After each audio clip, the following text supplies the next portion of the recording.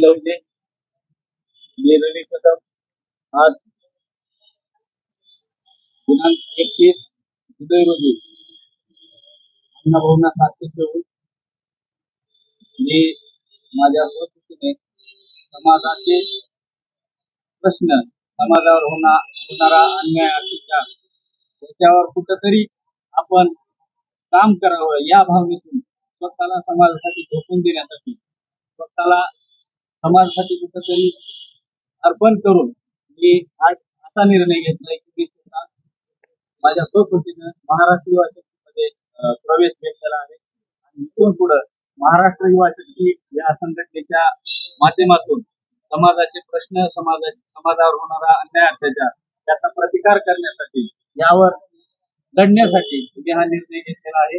समाज बांधवांनी माझ्या पाठीशी खंबीरपणे उभं राहावं व या संघटनेला आणि मला बळ द्यावं अशी मी समाज बांधवांना या ठिकाणी विनंती करून माझा प्रवेश महाराष्ट्र युवा शक्तीमध्ये झाला असं मी जाहीर करतो.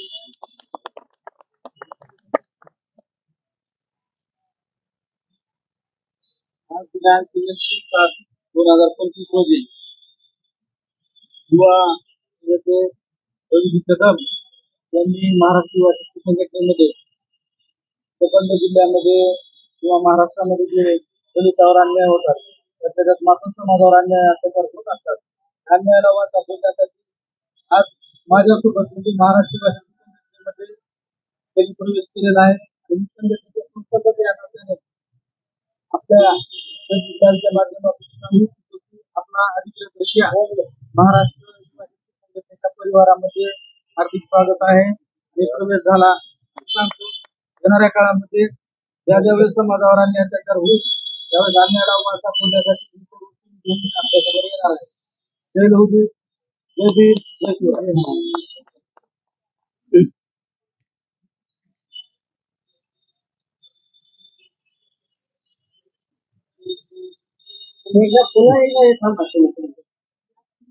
तुम्हाला दिसेल पुरस्कार 2 दिवशी बोलणार सगळ्याचे परवानगी घेऊन, तर माझ्या बंधूने बोला म्हणले तर मी बोलू शकतो. बोलू काय? बोला. सगळे मीडिया घ्या. सगळ्याचे जर माझ्याकडे एवढे झाले हो, पण तुमच्या मुला समान, भाऊ समान, मामा समान, काका समान, सगळ्यांच्या समान.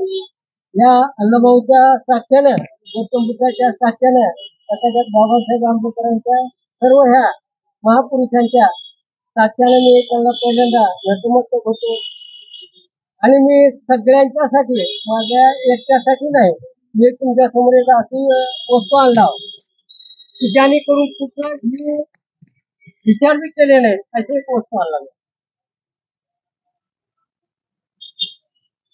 आणि अन्याय अत्याचार होतो हे मी नेहमीच बघत आलो. माझं वय 43 वर्ष, बरं का. तर या ठिकाणी एक वाचनालय आणि सभागृह या ठिकाणी उभा टाकावं. पूर्ण महाराष्ट्रात किंवा एका जिल्ह्यामध्ये पूर्ण माता समाज, भोजन समाज आपल्या एका जातीसाठी काम नाही. मला असायचे गरिबाचे लग्न आणि अण्णाभाऊसाठी वाचनालय या ठिकाणी तयार होण्यासाठी या माझ्या बंधूला निवेदन घ्या, असा खुलासा करावा. आणि मग नंतर मी माझं काय पुढे जे काय मार्गदर्शन आहे ते सगळ्या समाजाला भोजनाला तुम्ही माझ्या 2 शब्दामधून तुमच्यासमोर मांडणार आहोत. कारण इथं लवजी साळू होते, फतेराव होते, अण्णाभाऊ साठे होते, शिवाजी महाराज होते, छत्रपती शाहू महाराज होते.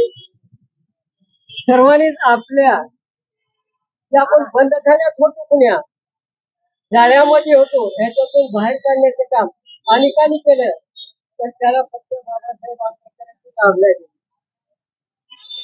अनेकांनी पुढे केलं.